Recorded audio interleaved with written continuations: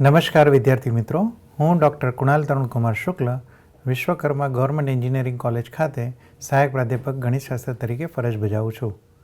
આજે આપણે GTUના bachelor of engineering કોર્સના સેમેસ્ટર 3ના પ્રોબેબિલિટી અને સ્ટેટિસ્ટિક્સ વિષયના પ્રથમ યુનિટ એટલે કે પ્રોબેબિલિટી વિશે ચર્ચા કરીશું.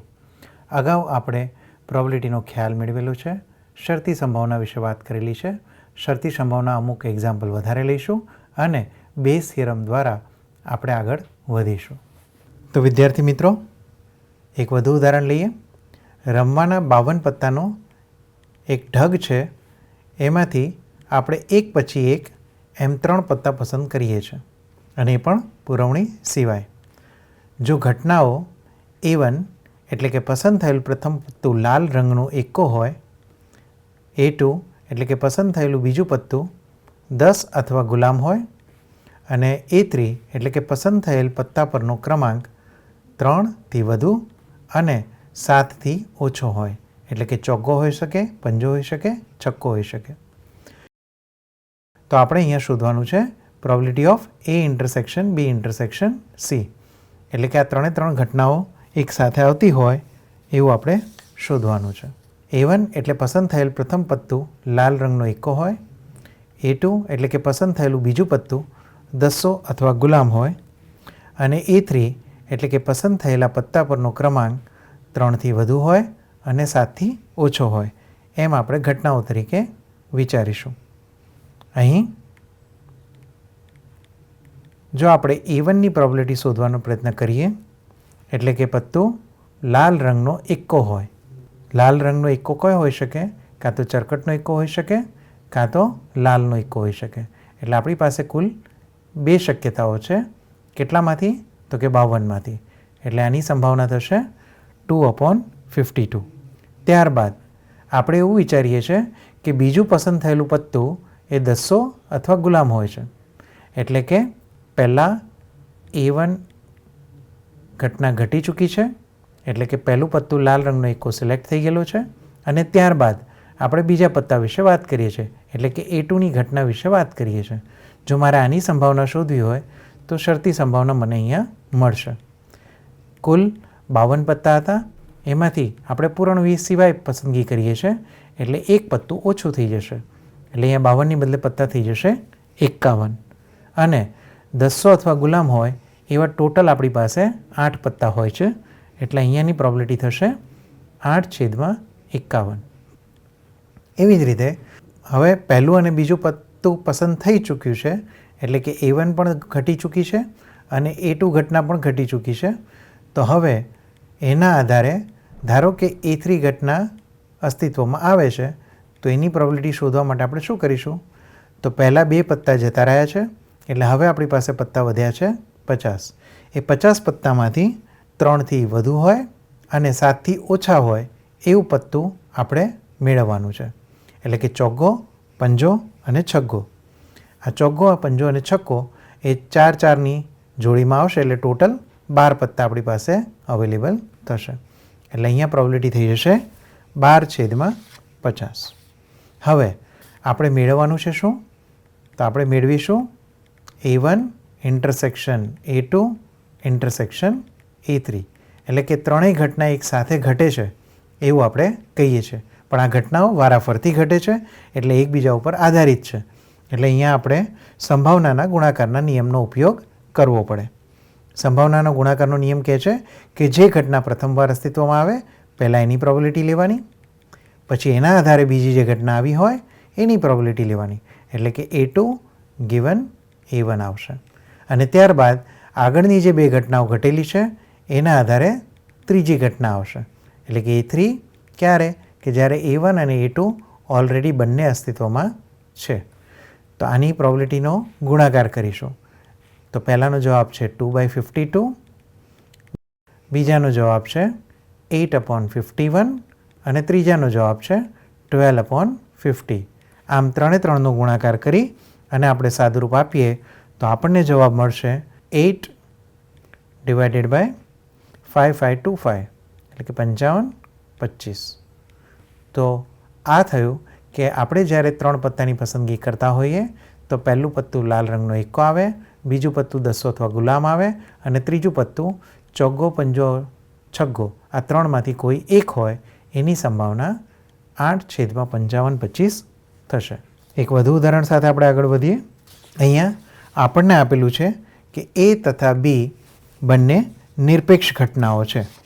નિરપેક્ષ ઘટનાઓ હોવાથી આપણે શું લખી શકીએ કે probability of A intersection B બરાબર શું કહી શકાય કે probability of A into probability of B આવું લખી શકીએ.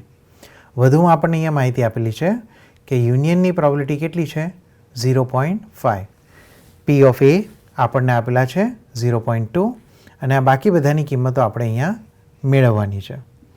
તો અહીંયા પી ઓફ એ યુનિયન બીની શરૂઆત કરીએ. પી ઓફ એ યુનિયન બી એટલે થશે સરવાળા સૂત્ર પ્રમાણે P of A plus P of B minus P of A intersection B. P of A union બીની કિંમત આપણને આપેલી છે 0.5.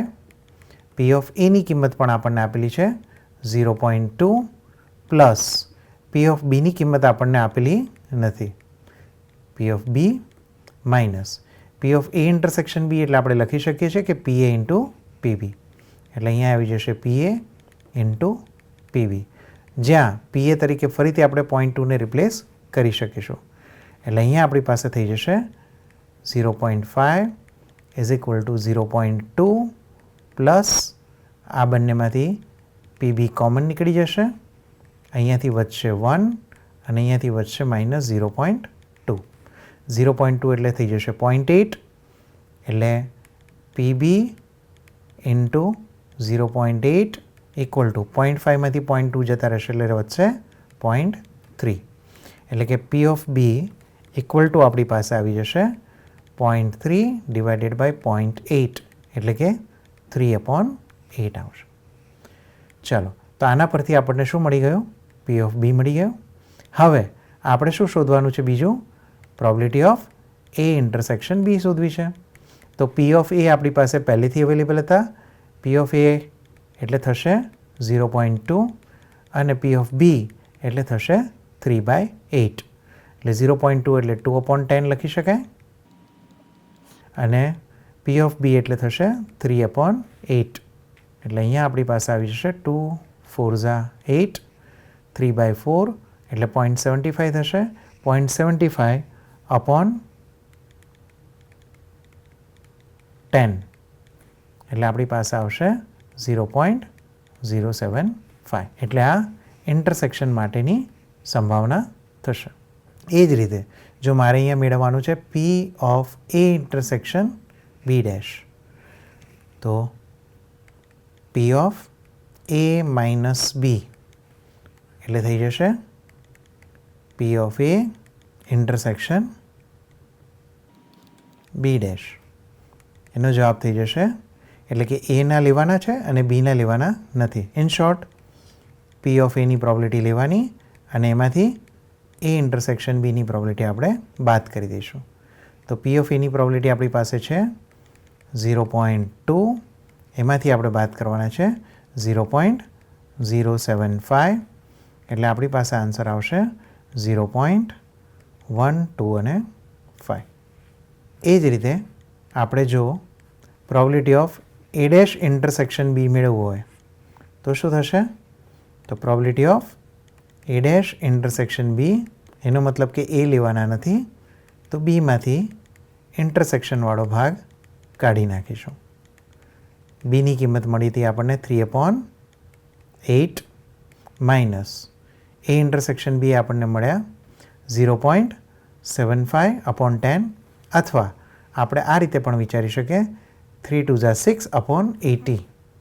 એટલે અહીંયા હું લઉં છું 6/80 એટલે આ ટોટલ થશે 30 - 6/80 એટલે આપણી પાસે આવી જશે 24/80 એટલે 3/10.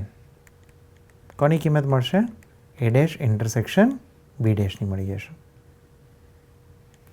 આ એક્ઝામ્પલ આપણે અગાઉ જોયો હતો કે એક પાકીટમાં 6 ચાંદીના સિક્કા છે અને 3 સોનાના સિક્કા છે. બીજા પાકીટની અંદર 4 ચાંદીના સિક્કા છે અને 5 સોનાના સિક્કા છે. એટલે મારી પાસે અહીંયા 2 પાકીટ છે.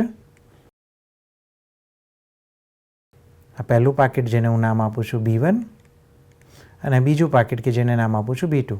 અને બંને પાકીટ ભેગા કરું તો મારી પાસે સંપૂર્ણ નિદર્શાવકાશ એટલે કે સેમ્પલ સ્પેસ અવેલેબલ છે.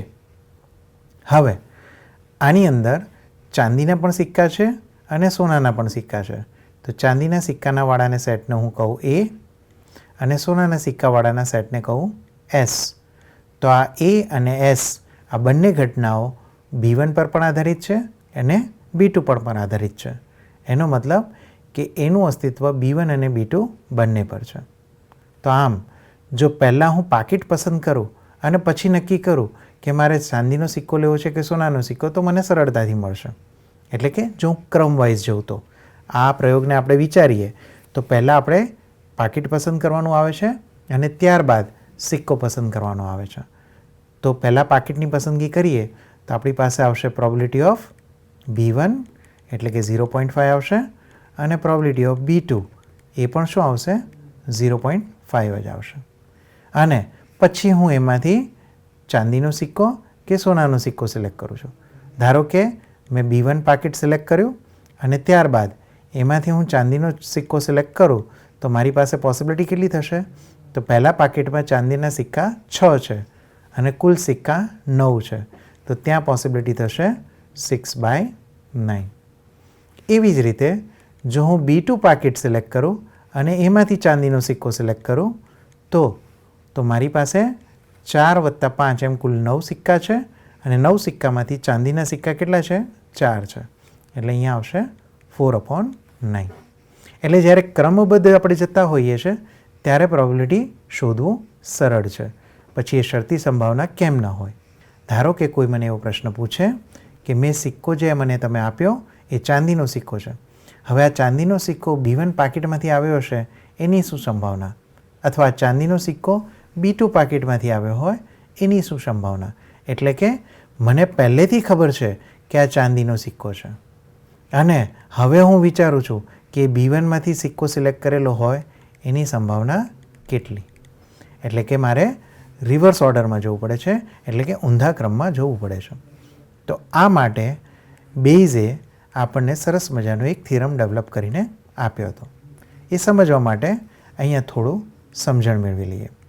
ધારો કે મારી પાસે 2 એવા ઘટના છે કે જે પરસ્પર નિવારક અને નિશેષ છે. ધારો કે B1 અને B2 આ બંને ઘટનાઓ એવી છે કે જે પરસ્પર નિવારક અને નિશેષ છે. આ મારો નિદર્શાવકાશ છે. હવે હું આ એક સેટ લઈ લઉં છું A એ યુનો સબસેટ છે એટલે એ પોતે પણ શું બની ગયું? ઘટના બની ગઈ. હવે મારે એની પ્રોબેબિલિટી શોધવી હોય તો હું કઈ રીતે શોધી શકું? તો એની પ્રોબેબિલિટી શોધવા માટે મારે પૂર્ણ સંભાવનાની રીતનો ઉપયોગ કરવો પડે. એનો મતલબ કે મારે આટલી પ્રોબેબિલિટીનું ટોટલ આની સાથે કરવું પડશે. તો એનો મતલબ કે આ ભાગ મારો કયો છે? Probability of A intersection B1 અને બીજો ભાગ મારી પાસે અવેલેબલ છે probability of A intersection B2. અહીંયા આ બંને ઘટના A ઇન્ટરસેક્શન B1 અને A ઇન્ટરસેક્શન B2 એ પણ પરસ્પર નિવારક ઘટનાઓ છે. એટલે કે એમનું પણ કોઈ કોમન પોઈન્ટ આવતો નથી. એટલે જ્યારે આપણે એમ વિચારીએ તો એને તમે A ઇન્ટરસેક્શન B1 અને A ઇન્ટરસેક્શન B2 આ બંનેના યુનિયન તરીકે વિચારી શકો છો. અને જ્યારે આ બંને સેટનું કોમન એલિમેન્ટ ફાઇન્ડ કરવાનો ટ્રાય કરો એટલે કે છેદગણ શોધવાનો ટ્રાય કરો તો તમારી પાસે જવાબ આવે છે નલ સેટ એટલે કે 5. તો એ કિસ્સામાં આપણે સરવાળાનું પ્રોબેબિલિટીનું યુનિયનવાળું જે સૂત્ર છે અહીંયા લાગુ કરી શકીએ છીએ કે આની પ્રોબેબિલિટી કેટલી થશે? આના પ્રોબેબિલિટી જેટલી થાય. પણ એમાં ઇન્ટરસેક્શનવાળા પાર્ટની પ્રોબેબિલિટી શું થઈ જશે? 0. એટલે આગળ કંઈ આવશે નહીં. તો આપણી પાસે આ 2 પદ મળે. હવે પ્રોબેબિલિટી ઓફ B1 ઓલરેડી થઈ ગયું હોય અને એના પછી આપણે નક્કી કરીએ છીએ કે એ કેવી રીતે મળે તો એ તો આપણને શોધતા આવડે છે. તો આ આપણને શોધવા માટે સરળ છે. પણ જો મારે ઊંધું કરવું હોય, એટલે કે પ્રોબેબિલિટી ઓફ B1 કોની સાપેક્ષે? એની સાપેક્ષે શોધવું હોય તો મારે શું કરવું પડે? તો શરતી સંભાવનાના સૂત્ર પ્રમાણે મારે જોઈએ probability of A intersection B1 અને એના છેદમાં જોઈએ પ્રોબેબિલિટી ઓફ A, એટલે કે પૂર્ણ સંભાવના જોઈએ. એટલે મારી પાસે અહીંયા મને શું મળશે? Probability of A intersection B1 upon probability of A એટલે થશે A intersection B1 plus probability of A intersection B2. હવે જે વસ્તુ મને સરળતાથી ઉકેલતા આવડે છે એ તો હું મેળવી શકું છું. એટલે આ A ઇન્ટરસેક્શન B1ની જગ્યાએ હું શું લખી શકું? Probability of B1 into probability of A over B1. એ જ રીતે આની જગ્યા પણ લખી શકાય અને A ઇન્ટરસેક્શન B2ની જગ્યાએ હું લખી શકું probability of B2 into probability of A given B2.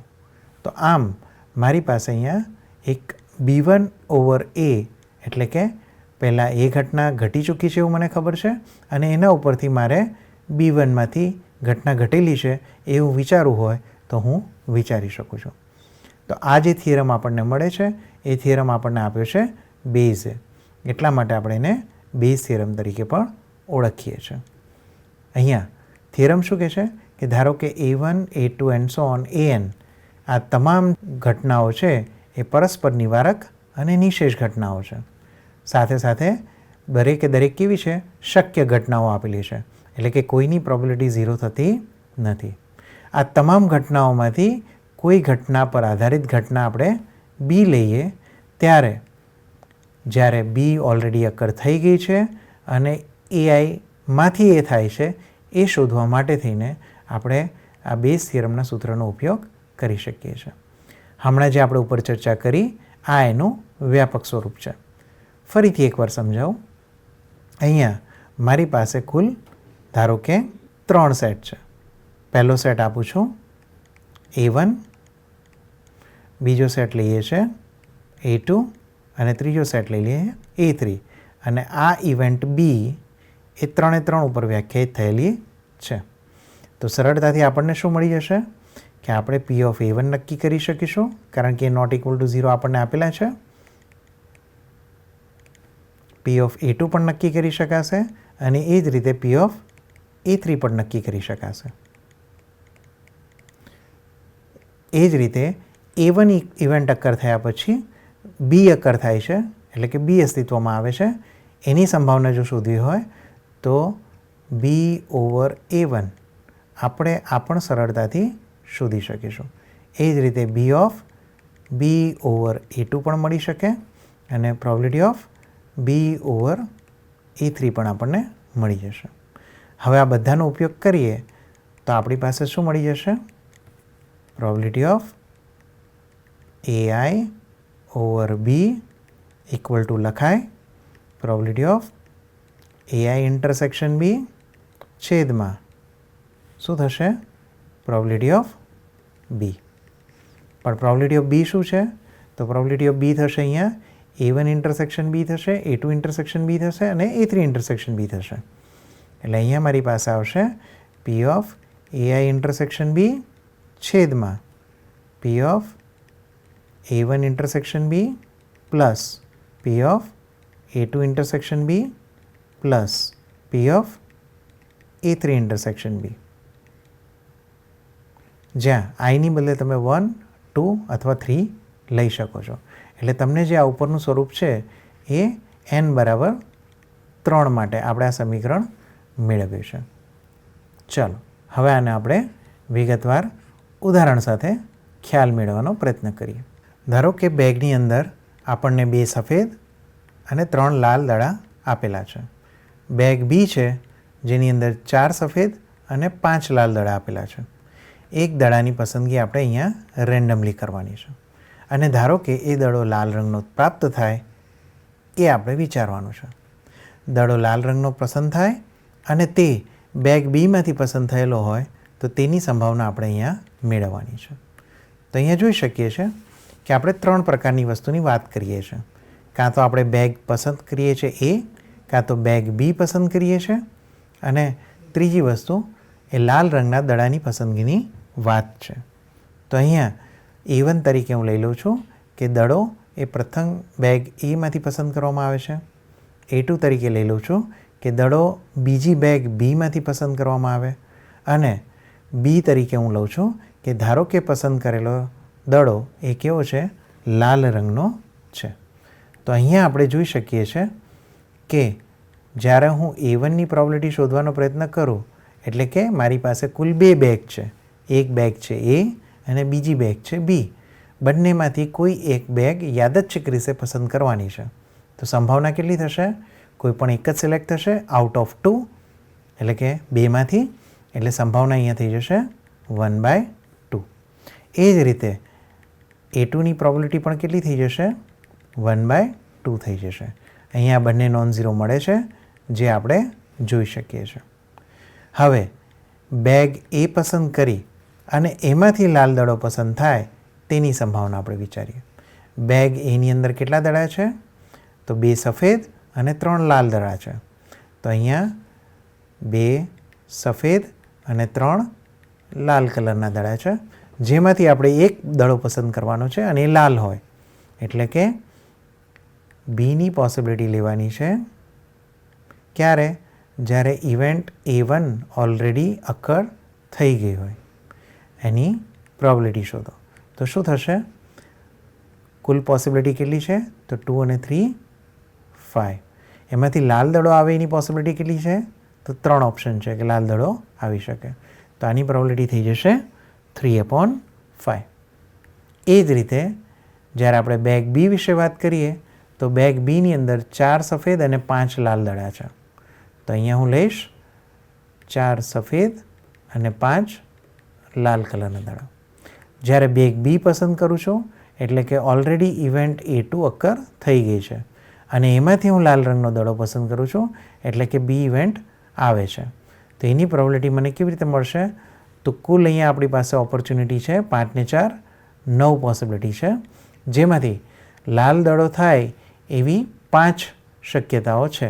એટલે ઉપર આવશે 5 અને નીચે આવશે 9. લાલ દડો પસંદ થયેલો હોય અને તે બેગ બીમાંથી આવે છે એની સંભાવના શોધવાની છે. એટલે કે દડો લાલ ઓલરેડી પસંદ થઈ ચૂક્યો છે, એટલે કે બી ઇવેન્ટ અકર થઈ ચૂકી છે, અને એ ક્યાંથી આવે છે? A2 ઇવેન્ટ અકર થવાના આધારે આવે છે. એટલે કે મારે આની પ્રોબેબિલિટી શોધવાની છે. તો અહીંયા થશે probability of A2 intersection B છેદમાં પ્રોબેબિલિટી ઓફ બી આવશે. હવે પ્રોબેબિલિટી ઓફ બીને શું લખી શકાય? તો કે probability of A2 intersection B છેદમાં probability of A1 intersection B plus probability of A2 intersection B. આના ઇક્વલ ટુ શું લખી શકાશે? તો કે પ્રોબેબિલિટી ઓફ A2 ઓલરેડી અકર થઈ ચૂક્યું છે into probability of be given A2 છેદમાં પ્રોબેબિલિટી ઓફ A1 અકર થઈ ગયું છે, probability of be given A1 plus probability of A2 into probability of be given A2 આપણે લઈએ છીએ. અહીંયા બધાની કિંમતો મૂકવાનો પ્રયત્ન કરીએ. તો પ્રોબેબિલિટી ઓફ A2 આપણી પાસે થશે 1/2. બી ઓવર A2ની કિંમત આપણને આપેલી છે 5/9, અને નીચે આવશે P ઓફ A1 એટલે ફરીથી 1/2 into P of be given A1 એટલે આવશે 3/5 પ્લસ ફરીથી 1/2 ઇન્ટુ 5/9. આનું જો આપણે સાદુરૂપ આપીએ તો આપણને મળશે 25/32. તો આ રીતે આપણે રિવર્સ પોસિબિલિટી એટલે કે ઊંધા ક્રમમાં પણ પ્રોબેબિલિટીની કિંમત શોધી શકીએ છીએ. કોનો ઉપયોગ કરીને? બેઝ થિયરમનો ઉપયોગ કરીને. ચલો વધુ એક ઉદાહરણ સાથે આપણે આગળ વધીએ. એક કંપની છે કે જેની અંદર 2 પ્લાન્ટમાં હાઇડ્રોલિક મશીન બને છે. પ્લાન્ટ 1 કે જેની અંદર 70% જેટલું ઉત્પાદન થાય છે, અને પ્લાન્ટ 2 જેની અંદર 30% જેટલું ઉત્પાદન થાય છે. આમ 70 + 30 એમ કુલ 100% ઉત્પાદન આની અંદરથી થઈ જાય છે. પણ કોઈ પણ એવું મશીન નથી કે જે બંને પ્લાન્ટમાં ઉત્પાદન એનું થતું હોય છે. એનો મતલબ કે જો એક પ્લાન્ટમાં ઉત્પાદન થાય છે એને હું કોઈ ઇવેન્ટ ગણું અને બીજા પ્લાન્ટમાં ઉત્પાદન થાય છે એને બીજી ઇવેન્ટ ગણું, તો આ બંને ઇવેન્ટ પરસ્પર નિવારક અને નિઃશેષ છે. વધુમાં પ્લાન્ટ 1માંથી ઉત્પાદિત થતી જે મશીન છે એમાંથી 80% સ્ટાન્ડર્ડ ક્વોલિટીના હોય છે. એટલે જે કંઈ પણ પ્રોડક્શન થાય છે એનું 80% પ્રોડક્શન સ્ટાન્ડર્ડ ક્વોલિટીનું હોય છે. એવી જ રીતે મશીન 2 છે એટલે કે પ્લાન્ટ 2 છે એ સારી રીતે કામ કરે છે અને એ 90% એફિશિયન્સી સાથે સારી ક્વોલિટીની સ્ટાન્ડર્ડ ક્વોલિટીની પ્રોડક્ટ ઉત્પાદન કરે છે. હવે કોઈ એક મશીન આપણે પસંદ કરીએ છીએ કે જે કાં તો પ્લાન્ટ 1માં બન્યું હોઈ શકે કાં તો પ્લાન્ટ 2માં બન્યું હોઈ શકે, પણ અહીંયા આપણે જોઈએ છે કે એ સ્ટાન્ડર્ડ ક્વોલિટીનું છે. હવે અહીંયા સ્ટાન્ડર્ડ ક્વોલિટીનું છે એ આપણને ખબર છે, પણ એ મશીન કયા પ્લાન્ટમાંથી બન્યું એ આપણને ખબર નથી. તો એના માટે આપણે શું કરીશું કે આ મશીન પ્લાન્ટ 1માંથી બનેલું હોય તેની સંભાવના મેળવવાનું આપણને અહીંયા કહ્યું છે. તો જો ધારો કે A1 એટલે કે હાઇડ્રોલિક મશીન પ્લાન્ટ 1માં બનેલું છે એવું આપણે ધારીએ છીએ. A2 એટલે કે હાઇડ્રોલિક મશીન પ્લાન્ટ 2માં બનેલું છે એવું આપણે વિચારીએ છીએ. અને B એ પસંદ કરેલ મશીન સ્ટાન્ડર્ડ ક્વોલિટીનું છે એવું આપણને ખ્યાલ છે. હવે અહીંયા ઉપર જે માહિતી આપેલી છે એના ઉપરથી આપણે કહી શકીએ કે 70% જેટલું ઉત્પાદન ક્યાં થાય છે? પ્લાન્ટ 1માં થાય છે. એટલે કે પ્રોબેબિલિટી ઓફ A1ના અકરન્સની પોસિબિલિટી કેટલી આવશે? 70%, એટલે કે 0.7 આવશે. પ્રોબેબિલિટી ઓફ A2 એટલે કે બીજા પ્લાન્ટમાં ઉત્પાદન થાય છે તો એની શક્યતા આવશે 0.3. હવે આપણને શું કહ્યું છે કે પહેલો પ્લાન્ટમાંથી ઉત્પાદન થાય છે એટલે ઉત્પાદન ક્યાંથી થાય છે? A1માંથી, એ આપણને ખબર છે. અને પસંદ કરેલું મશીન સ્ટાન્ડર્ડ ક્વોલિટીનું છે એટલે કે ઘટના B વિશે આપણે વાત કરીએ તો આ B ઘટના A1ની સાપેક્ષે કેટલા ટકા આવે છે? તો કે 80% સારી ક્વોલિટીનું આવે છે. એટલે અહીંયા પ્રોબેબિલિટી થશે 0.8. એવી જ રીતે ધારો કે A2ની અંદરથી ઉત્પાદન થાય છે અને એ સારી ક્વોલિટીનું છે તો એની પ્રોબેબિલિટી આપણને કેટલી આપેલી છે? 0.9, 90% એટલે કે 0.9 આપેલી છે. હવે આપણે શું શોધવાનું છે કે પસંદ કરેલ મશીન સ્ટાન્ડર્ડ ક્વોલિટીનું છે એટલે કે B ઇવેન્ટ ઓલરેડી અકર થઈ ગઈ છે અને મારે એ વિચારવાનું છે કે આ જે મશીન મળ્યું છે એ પ્લાન્ટ 1માંથી આપણને મળ્યું છે એટલે કે A1ની Bની સાપેક્ષે પોસિબિલિટી શોધવાની છે. તો સૂત્રનો ઉપયોગ કરીશું આપણે અહીંયા. Probability of A1 intersection B છેદમાં આવશે પ્રોબેબિલિટી ઓફ B. હવે સૂત્ર મૂકીએ તો આ થઈ જશે probability of A1 into probability of B given A1 અને છેદમાં બધા પોસિબિલિટી આવશે એટલે કે probability of A1 into probability of B given A1 plus probability of A2 into probability of B given A2. આ બધું જ આવશે, રાઈટ. હવે આ બધાની કિંમતો આપણે અંદર મૂકી દઈએ. તો કિંમતો આપણે મૂકીએ તો આપણી પાસે ઉપર આવશે P ઓફ A1 એટલે 0.7 અને P of B given A1 એટલે 0.8. નીચે આવશે 0.7 ઇન્ટુ 0.8 જે ઉપર ટર્મ હતી એની જ આવશે પ્લસ અહીંયા થશે 0.3 ઇન્ટુ 0.9 એટલે આપણી પાસે થશે 0.6747. આ શેની પ્રોબેબિલિટી મળી આપણને કે ધારો કે મશીન જે મળેલું છે એ કેવું છે? સ્ટાન્ડર્ડ ક્વોલિટીનું છે અને આ સ્ટાન્ડર્ડ ક્વોલિટીનું મશીન ક્યાંથી આવે છે? પ્લાન્ટ Aમાંથી આવે છે. તો એના માટેની સંભાવના આપણને અહીંયા મળી જશે જે આપણે શોધવાનું હતું. એક વધુ ઉદાહરણ સાથે આગળ વધીએ. અહીંયા વિજ્ઞાનનો એક વર્ગ છે કે જેની અંદર 75 વિદ્યાર્થીઓમાંથી 15 વિદ્યાર્થીઓ કેવા છે? AB જૂથના છે. એટલે કે મેથ્સ અને બાયોલોજી બંને રાખેલું છે મેં. 45 વિદ્યાર્થીઓ માત્ર A જૂથના છે એટલે કે માત્ર મેથેમેટિક્સવાળા અને બાકીના વિદ્યાર્થીઓ B જૂથના છે એટલે કે માત્ર બાયોલોજીવાળા છે. હવે KVPY એટલે કે કિશોર વિજ્ઞાન પ્રોત્સાહક યોજના એની પરીક્ષાથી લેવાય છે અને એ પરીક્ષામાં જો AB જૂથનો વિદ્યાર્થી પાસ ન થાય તો એની સંભાવના આપણને અહીંયા આપેલી છે. તો ધારો કે તમે એ બી જૂથનો વિદ્યાર્થી પસંદ કરો અને એ આ પરીક્ષામાં પાસ ન થાય તો એની સંભાવના કેટલી છે? તો કે 0.005 છે. જો એ જૂથનો વિદ્યાર્થી પાસ ન થાય એની સંભાવના કેટલી છે? તો કે 0.05 છે. અને બી જૂથનો વિદ્યાર્થી પાસ ન થાય તેની સંભાવના 0.15 છે. જો એક વિદ્યાર્થી આ પરીક્ષામાં પાસ થાય તેમ આપેલું છે તો તે બી જૂથનો વિદ્યાર્થી હોય તેની સંભાવના આપણે શોધવાની છે. તો અહીંયા પણ આપણે કોનો ઉપયોગ કરવો પડશે? શરતી સંભાવનાનો ઉપયોગ કરવો પડશે. હવે જો નીચે પ્રમાણે આપણે ઘટનાઓ વ્યાખ્યાયિત કરીએ છીએ. પહેલી ઘટના B1. B1 એટલે કે વિદ્યાર્થી એ બી જૂથનો છે. B2 એટલે કે વિદ્યાર્થી એ જૂથનો છે. B3 એટલે કે વિદ્યાર્થી બી જૂથનો છે. અને વિદ્યાર્થી પરીક્ષામાં પાસ થાય છે એ ઘટનાને આપણે એ કહીએ છીએ, એટલે કે આપેલું છે.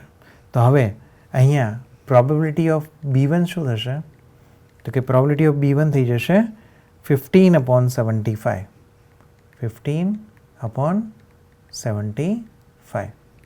કારણ કે 15 વિદ્યાર્થીઓ છે કે જેમાંથી 75માંથી 15 વિદ્યાર્થીઓ એ બી જૂથના છે. એટલે આપણી પાસે જવાબ આવશે 0.2. એ જ રીતે પ્રોબેબિલિટી ઓફ બી શોધો.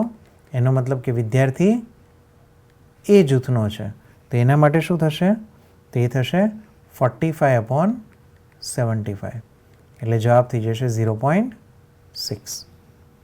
અને બાકીના જે વિદ્યાર્થી છે એ બધા કોના છે? B3ના છે. તો એનો મતલબ શું થઈ જશે? 15/75. એટલે આપણી પાસે ફરીથી આવશે 0.2. આમ જોઈએ તો આ ત્રણેય સંભાવનાનો સરવાળો કરતાં આપણને 1 મળે છે. એટલે કે નિદર્શાવકાશની પોસિબિલિટી મળી જાય છે. હવે આપણને શું સૂચના આપેલી છે કે probability of A1 over B1. Probability of A over B1 આપણે શોધવું છે. એનો મતલબ શું થાય કે વિદ્યાર્થી પરીક્ષામાં પાસ થાય છે, પણ ઉપર જે આપણને સંભાવના આપેલી છે એ પાસ ન થાય એની આપેલી છે. તો આપણે શું કરવું પડે? એને 1માંથી સબટ્રેક્ટ કરવા પડે. એટલે અહીંયા P of A over B1 એની કિંમત થઈ જશે 1 - 0.005. એટલે આપણી પાસે આવશે 0.995.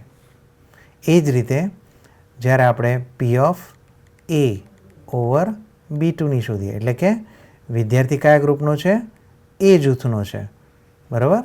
અને એ વિદ્યાર્થી પરીક્ષામાં પાસ થાય છે. તો ન પાસ થાય એની પોસિબિલિટી કેટલી હતી? 0.05. તો અહીંયા થઈ જશે 1 - 0.05 ઇક્વલ્સ ટુ આપણી પાસે મળશે 0.950. એ જ રીતે probability of A over B3 પણ આપણે શોધી શકીએ કે જેની કિંમત થશે 1 - 0.15. એટલે આન્સર થશે 0.850. હવે આપણે શું શોધવાનું છે કે એક વિદ્યાર્થી પરીક્ષામાં પાસ થાય તેમ આપેલું છે, એટલે કે એ ઇવેન્ટ ઓલરેડી થઈ ચૂકી છે અને બી જૂથનો વિદ્યાર્થી પાસ થયો હોય તેની સંભાવના શોધવાની. એટલે કે પછી નક્કી કરવાનું છે કે B3માંથી છે. એટલે આપણે શોધવાનું છે probability of B3 over A. હવે આનું સૂત્ર શું થશે? તો કે probability of B3 intersection A છેદમાં નીચે આવશે પ્રોબેબિલિટી ઓફ A. હવે પ્રોબેબિલિટી ઓફ A માટે આપણે શું કરી શકીએ? ફરીથી પૂર્ણ સંભાવનાનું સ્વરૂપ યુઝ કરી શકીએ. તો અહીંયા ઉપર આવશે probability of B3 into probability of A given B3 છેદમાં B1, B2 અને B3 ત્રણેયના પદો આવશે. એટલે અહીંયા આવશે P of B1 into P of A given B1 plus P of B2 into P of A given B2 plus P of B3 into P of A given B3.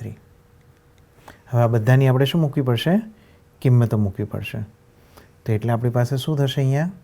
તો ઉપર આવશે 0.2 ગુણાકારમાં 0.850 છેદમાં 0.995 into 0.2 plus 0.95 into 0.6 plus 0.85 into 0.2 અને આ કિંમતનું સાદુરૂપ આપણે આપીએ તો આપણી પાસે જવાબ આવશે 170/939.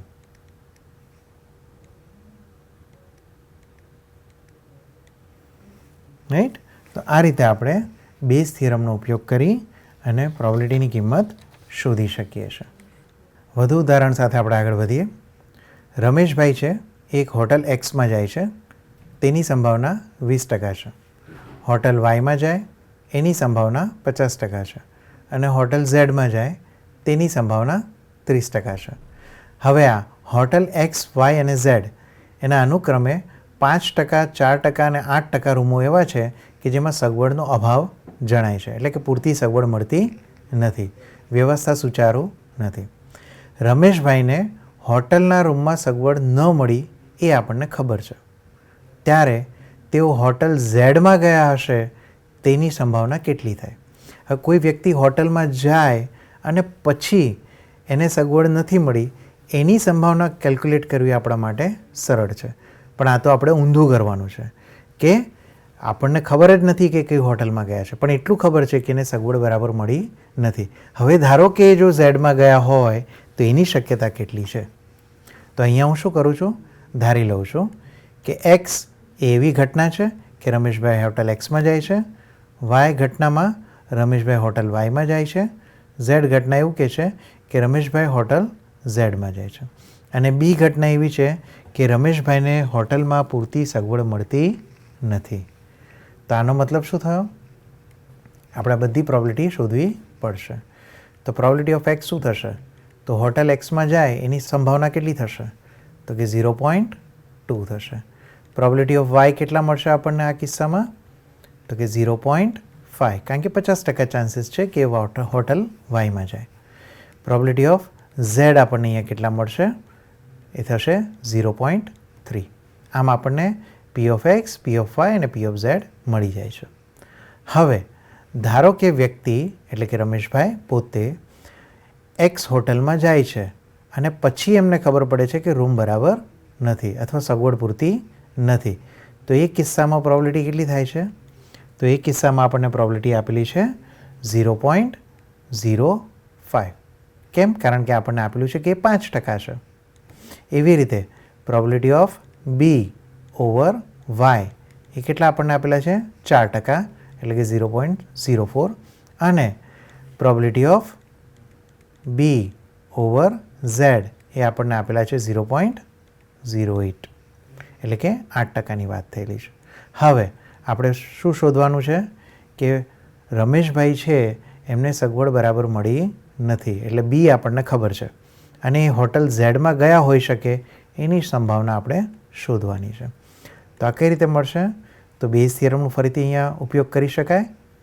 તો શું આવશે અહીંયા? Probability of Z into probability of B over Z છેદમાં બધી પોસિબિલિટી આવશે, એક્સવાળી, વાયવાળી અને ઝેડવાળી. એટલે અહીંયા થશે probability of X into probability of B over X plus probability of Y into probability of B over Y plus probability of Z into probability of B over Z. હવે આ બધાની કિંમતો આપણે મૂકી દઈશું. તો કિંમતો આપણે મૂકીએ તો ઉપર આવશે 0.3 ઇન્ટુ 0.08, નીચે છેદમાં આવશે 0.2 ઇન્ટુ 0.5, એટલે કે આ એક્સવાળો કિસ્સો પ્લસ 0.5 ઇન્ટુ 0.04 એટલે કે વાયવાળી પોસિબિલિટી પ્લસ 0.3 ઇન્ટુ 0.08 એટલે કે ઝેડવાળી પોસિબિલિટી. અને આનું આપણે સાદુરૂપ આપીએ તો આપણને મળશે 4/9. તો આ સાથે આપણે બેઝ થિયરમ જાણ્યો અને એના કેટલાક એક્ઝામ્પલ જોયા. હવે આપણે અત્યાર સુધી પ્રોબેબિલિટીના જે કંઈ પણ કોન્સેપ્ટ જોયા છે એના રિલેટેડ થોડા એક્ઝામ્પલ્સનું રિવિઝન કરીશું. પહેલું ઉદાહરણ લઈએ કે ધારો કે એક વ્યક્તિ છે એ 2 કંપનીઓમાં નોકરી માટે એપ્લાય કરે છે. એક કંપનીનું નામ છે એ અને બીજી કંપનીનું નામ છે બી. એ કંપનીમાં તેને નોકરી મળે તેની સંભાવના 0.7 છે અને બી કંપનીમાં તેને નોકરી ન મળે તેની સંભાવના 0.5 છે. બેમાંથી કોઈ એક જગ્યાએ નોકરી ના મળે તેની સંભાવના 0.6 છે. તો તેને નોકરી મળી જાય તેની સંભાવના આપણે અહીંયા મેળવવાની છે. અહીંયા આપણને જે માહિતી આપેલી છે એ અનુસાર ધારો કે એમાં નોકરી મળે છે તો એને હું એમ કહું છું કે એ ઘટના અને બીમાં નોકરી મળે છે એને હું કહું છું બી ઘટના. તો પ્રોબેબિલિટી ઓફ એ અહીંયા આપણને આપેલા છે 0.7. બીમાં ન મળેની સંભાવના કેટલી આપેલી છે 0.5 એટલે કે પ્રોબેબિલિટી ઓફ બી ડેશ એ આપણને આપેલી છે 0.5. તેમજ બંનેમાંથી કોઈ પણ એક જગ્યાએ નોકરી ન મળે એટલે કે એમાં ન મળે અથવા બીમાં ના મળે એટલે કે પ્રોબેબિલિટી ઓફ એ ડેશ અથવા એટલે યુનિયન આવશે બી ડેશ ઇક્વલ ટુ કેટલા થઈ જશે 0.6. આટલી માહિતી આપણને આપેલી છે. આપણે શું શોધવાનું છે કે તેને નોકરી મળી જાય. નોકરી મળી જાયનો મતલબ શું થયો? કાં તો એમાં નોકરી મળી જાય કાં તો બીમાં નોકરી મળી જાય. તો એનો મતલબ કે આપણે પ્રોબેબિલિટી ઓફ એ યુનિયન બી એની કિંમત મેળવવાની રહેશે. અહીંયા પ્રોબેબિલિટી ઓફ એ કેટલા આપેલા છે 0.7. તો probability of A equal to 0.7. તો એના ઉપરથી આપણને મળી જશે પ્રોબેબિલિટી ઓફ એ ડેશ. કઈ રીતે મળશે? તો કે 1 માઇનસ પ્રોબેબિલિટી ઓફ એ એટલે થઈ જશે 0.3. પી ઓફ બી ડેશ તો આપણને આપેલા છે તો એના ઉપરથી આપણે પી ઓફ બી શોધવાનો પ્રયત્ન કરી લઈએ. તો બી ડેશ બરાબર આપણને આપેલા છે 0.5. તો probability of B equal to થઈ જશે 1 માઇનસ 0.5 એટલે કે 0.5 આવશે. હવે P of A dash union B dash આપેલું છે. તો P of A dash union B dash એની કિંમત આપેલી છે 0.6. તો આના પરથી શું લખી શકાય? તો P of A intersection B whole dash is equal to 0.6. આના પરથી મને મળી જશે પી ઓફ એ ઇન્ટરસેક્શન બી કારણ કે એનો કોમ્પ્લિમેન્ટ છે એટલે પ્રોબેબિલિટી થશે 1 માઇનસ 0.6 એટલે કે થઈ જશે 0.4. હવે આપણે શું શોધવાનું છે? Probability of A union B. P of A આપણને ખબર છે, પી ઓફ બી આપણને ખબર છે અને પી ઓફ એ ઇન્ટરસેક્શન બી પણ આપણી પાસે અવેલેબલ થઈ ગયું. તો આ બધાની કિંમત આપણે મૂકી દઈએ. તો પી ઓફ એ યુનિયન બી બરાબર કેટલા થશે? તો કે P of A plus P of B minus P of A intersection B આવશે. પી ઓફ એની કિંમત આપણને આપેલી છે 0.7. પી ઓફ બી આપણે મેળવ્યા હતા 0.5 અને ઇન્ટરસેક્શનની કિંમત પણ હમણાં જ આપણે મેળવી 0.4 છે. તેનો મતલબ કે જવાબ આપણી પાસે આવશે 0.8. એનો મતલબ શું થયો? કે there are 80% ચાન્સીસ કે એને કાં તો એમાં નોકરી મળી જાય કાં તો કંપની બીમાં નોકરી મળી જાય. વધુ એક ઉદાહરણ સાથે આપણે આગળ વધીએ. 52 પત્તામાંથી એક રાણી અને એક રાજાની પસંદગી આપણે ક્રમિક રીતે કરવાની છે. એટલે કે વારાફરતી આપણે એક પછી એક પત્તું સિલેક્ટ કરવું એવું અહીંયા કહેવામાં આવેલું છે. હવે પહેલું પત્તું કયું આવવું જોઈએ? રાણી. અને બીજું પત્તું કેવું આવવું જોઈએ? રાજા. આ રીતે પસંદગી થાય તેની આપણે સંભાવના મેળવવાની છે. પણ પાછું એવું પણ કહ્યું છે કે અહીંયા પત્તું પસંદ કરી લીધા પછી આપણે પાછું મૂકતા નથી. એનો મતલબ કે પુરવણી રહિત આપણે કામ કરી રહ્યા છે. તો ધારો કે એ ઘટના કેવી છે કે પસંદ કરેલું પત્તું રાણી હોય, તો એ કિસ્સામાં શું થશે? તો પ્રોબેબિલિટી ઓફ એ મને મળશે. કેટલી રાણી હોય છે ટોટલ? 4. 4માંથી એક રાણી સિલેક્ટ થવી જોઈએ, એટલે કે 4C1 રીતે થાય. અને 52 પત્તામાંથી એક પત્તું આપણે સિલેક્ટ કરીએ છીએ, એ 52C1 વડે કરી શકાય. તો ઉપર આવશે 4 અને નીચે આવશે 52. એટલે આપણી પાસે જવાબ થઈ જશે 1/30. હવે એક પત્તું સિલેક્ટ કરી લીધું છે અને પછી આપણે બીજું પત્તું સિલેક્ટ કરવાનું છે.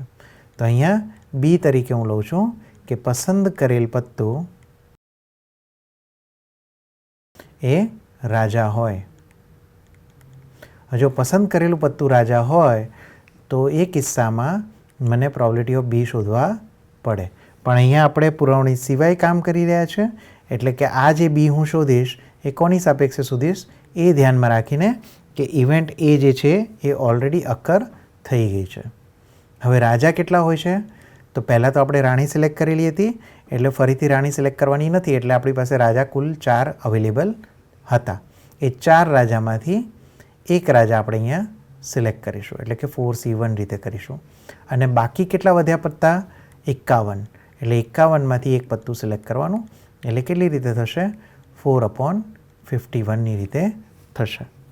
હવે આપણે આ બંને વસ્તુ એક સાથે થાય છે એવીની પ્રોબેબિલિટી આપણે શોધવાની છે.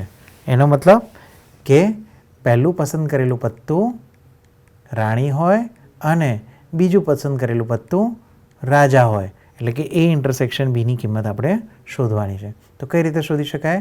તો કે P of A into P of B given A, એટલે કે ગુણાકારના સૂત્રનો ઉપયોગ આપણે અહીંયા કરીશું. P of A આપણી પાસે આવશે 1/13 ઇન્ટુ ઉપર આવશે 4, નીચે આવશે 15, 1.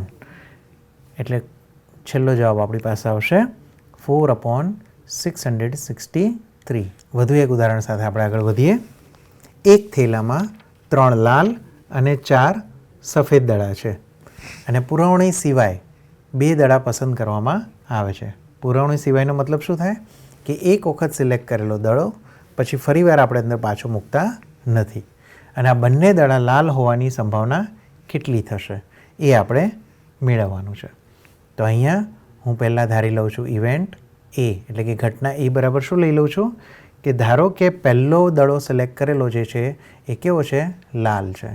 એટલે પ્રથમ પસંદ કરેલ દડો લાલ છે. બરાબર?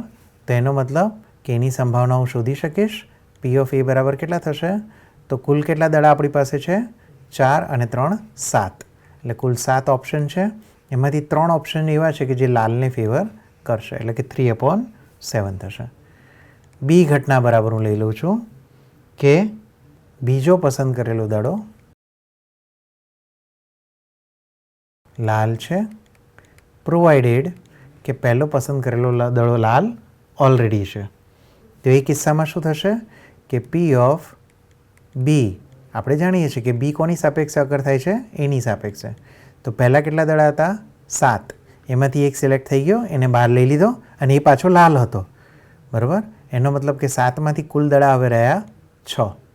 અને આપણે એક લાલ સિલેક્ટ કરી લીધો છે, એટલે ઉપર લાલ દડાની પોસિબિલિટી કે હવે કેટલી થઈ જશે? 2 થઈ જશે. એટલે આપણી પાસે અહીંયા આવશે 1/3. હવે આપણે આ બંને વસ્તુ એક સાથે અકર થાય છે એવું શોધવું છે, એટલે કે P of A intersection B શોધવું છે. એટલે આપણી પાસે આવશે P of A into P of B given A. એટલે એનો જવાબ થઈ જશે 3/7 ઇન્ટુ 1/3.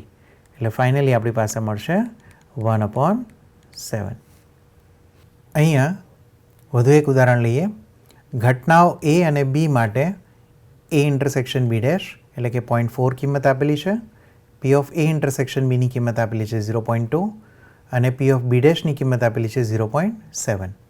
આપણે આ P of B dash P of A dash intersection B અને P of B dash given A, આ ત્રણની કિંમતો શોધવાની છે. તો અહીંયા પહેલાં તો આપણને જે કિંમતો આપેલી છે એનું લિસ્ટ બનાવી દઈએ. તો અહીંયા આપણને આપેલું છે P of A intersection B dash equal to 0.4. પછી આપણને આપેલું છે પી ઓફ એ ઇન્ટરસેક્શન બી, એ આપેલા છે 0.2 અને પી ઓફ બી ડેશ આપણને આપેલા છે 0.7. તો આ જે પી ઓફ બી ડેશ આપણને આપેલા છે એના ઉપરથી આપણને પી ઓફ બી મળી જશે.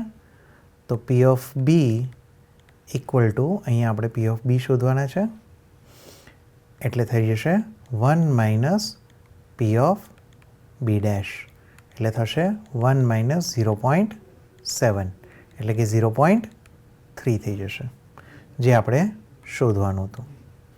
બીજું આપણે શોધવું છે P of A dash intersection B. P of A dash intersection B એટલે એક પ્રકારનું શું થયું, તફાવત ગણ થયો. એટલે કે બી માઇનસ એ તમે અહીંયા શોધી રહ્યા છો એવું કહી શકાય. એટલે કે બી લેવાનો પણ એના મેમ્બર્સ હોવા જોઈએ નહીં. હવે આને કઈ રીતે લખી શકાય, તો કે P of B minus P of A intersection B. P of B કેટલા થશે, તો પી ઓફ બીની કિંમત થશે 0.3 અને પી ઓફ એ ઇન્ટરસેક્શન બીની કિંમત થશે 0.2. એટલે આનો જવાબ આપણને મળશે 0.1. ત્રીજું આપણને કહ્યું છે કે P of B dash over A મળવું. તો ત્રીજું P of B dash over A આપણે મેળવવાનું છે. તો અહીંયા થઈ જશે P of A intersection B dash અને છેદમાં આવશે પી ઓફ એ. અહીંયા પી ઓફ એ આપણને આપેલા નથી, પણ એની બદલે આપણને આપેલું છે એ ઇન્ટરસેક્શન બી અને એ ઇન્ટરસેક્શન બી ડેશની પ્રોબેબિલિટી. તો આપણે એનો ઉપયોગ કરીશું કે P of A intersection B dash છેદમાં પી ઓફ એની જગ્યાએ આપણે લખી શકીએ કે P of A intersection B plus P of A intersection B dash. એટલે આ બંનેને ભેગા કરીએ એટલે આપણી પાસે શું મળી જશે, પી ઓફ એ મળી જશે. P of A intersection B dash એટલે કેટલા આપણે મળ્યા, એ છે 0.4, રાઈટ. એટલે 0.4 આપણે ત્યાં લઈ લઈશું.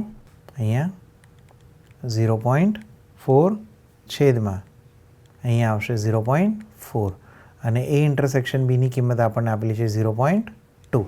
એટલે આપણી પાસે થશે 0.4 અપોન 0.6 એટલે કે 2/3. એટલે કે P of B dash over એની કિંમત આપણને મળશે 2/3. વધુ એક ઉદાહરણ સાથે આગળ વધીએ. તો આ ઉદાહરણમાં જો આપણને કહ્યું છે કે ઘટનાઓ એ અને ઘટનાઓ બી માટે પી ઓફ એ આપણને આપેલા છે 0.6, બી ગિવન એ આપણને આપેલા છે 0.10 અને બી ગિવન એ ડેશ આપણને આપેલા છે 0.8. તો આપણે શું શોધવાનું છે, P of A dash, P of B અને P of A dash intersection B dash. તો શરૂઆત કરીએ આપણે પહેલાં પી ઓફ એ ડેશ શોધવા માટે. તો પી ઓફ એ ડેશની કિંમત કેવી રીતે મળશે, તો સૂત્ર છે 1 માઇનસ પી ઓફ એ, કારણ કે પી ઓફ એ આપણને અહીંયા આપેલા છે એટલે થશે 1 માઇનસ 0.6. 1 માઇનસ 0.6 થશે આપણી પાસે 0.4. એટલે કે એ ડેશની પ્રોબેબિલિટી આપણને મળશે 0.4. બીજું આપણે શોધવાનું છે પ્રોબેબિલિટી ઓફ બી. તો પ્રોબેબિલિટી ઓફ બી શોધવા માટે આપણે શું કરી શકીએ, તો બે વસ્તુ કરી શકીએ. Probability of A intersection B plus probability of A dash intersection B, right. આ બંનેને ભેગા કરશું એટલે આપણી પાસે બીની પ્રોબેબિલિટી મળી જશે. અહીંયા આપણે જોઈ શકીએ છીએ કે આને લખી શકાય પી of A into P of be given A plus P of A dash into P of be given A dash. P of એની કિંમત આપણને આપેલી છે 0.6 ઇન્ટુ બી ગિવન એની કિંમત પણ આપણને આપેલી છે 0.10 પ્લસ એ ડેશની કિંમત હમણાં જ આપણે મેળવી 0.4 into be given A dash આપણને આપેલા છે 0.8. આનું આપણે સાદુરૂપ આપીએ તો આપણી પાસે આવશે 0.38. એ જ રીતે ત્રીજી વસ્તુ મારે મેળવવાની છે probability of A dash intersection B dash. તો P of A dash intersection B dash એટલે લખી શકાય કે P of A union B whole dash એટલે થશે આપણી પાસે 1 minus P of A union B. હવે A યુનિયન બીની કિંમત આપણને મળેલી નથી, પણ એના માટે આપણે સૂત્ર વાપરી શકીએ છીએ P of A plus P of B minus P of A intersection B. એટલે અહીંયા આપણને મળશે 1 માઇનસ P ઓફ એની કિંમત હતી 0.60, 0.38 P ઓફ B તરીકે પડ્યા અને ઇન્ટરસેક્શન તરીકે આપણે શું લઈ શકું તો 0.6 ઇન્ટુ 0.1 એટલે કે probability of A into probability of B given A તમે ત્યાં લઈ શકો છો. એટલે આન્સર તરીકે મને મળી જશે 1 માઇનસ 0.92. એટલે ફાઇનલી જવાબ મને મળશે 0.08. આજના લેક્ચરમાં આપણે સંભાવનામાં ફરીથી બોલું છું. આજના લેક્ચરમાં આપણે બેઝ થિયરમ અને એના ઉપરના એક્ઝામ્પલ્સ જોયા. એ ઉપરાંત અગાઉ જે કંઈ પણ આપણે શીખ્યા હતા એનું રિવિઝન કર્યું. તો પ્રોબેબિલિટીમાં મારા તરફથી બસ આટલું જ. ફરી મળીશું. ત્યાં સુધી જય હિન્દ, જય ભારત.